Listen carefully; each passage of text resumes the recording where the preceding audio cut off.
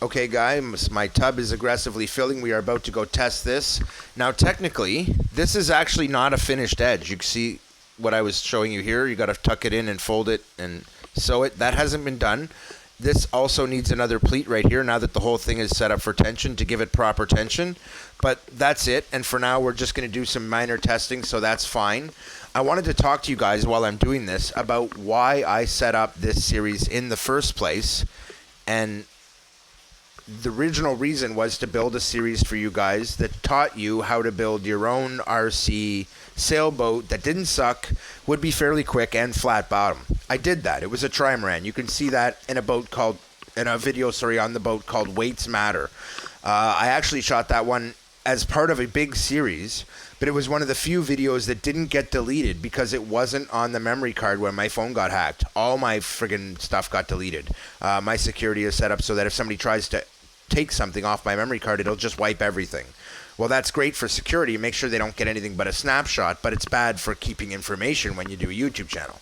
So I lost the whole video series, essentially. And I'll now only have that one video to show you the boat in that configuration because it no longer is.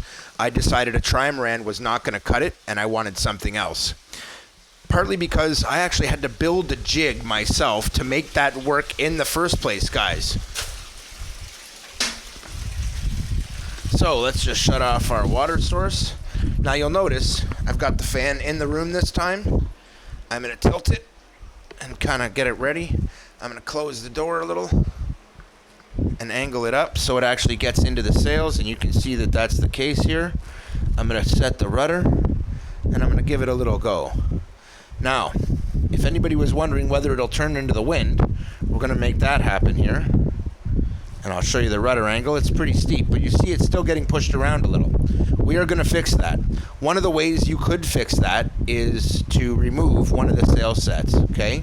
You don't really want it to get pushed around, but it's going into the wind at a really awkward angle, and in real life, it would be better for you to go into the wind in this kind of an angle than it would any other. And basically what happens is you're better off, watch this, you're better off putting this wind directly from the side and angling it up a bit. And when you let the boat go in that wind, it's an entirely different ball of wax and it tracks fairly straight, but you can still see it wants to drift across.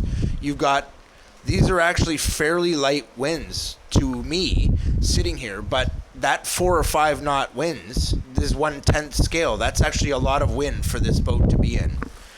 But this is on 1. Point is, this is a great little setup, but it will come across the wind if I turn it, but it has to have a couple of things. For one, it has to have a really good rudder. For two, the wind has to be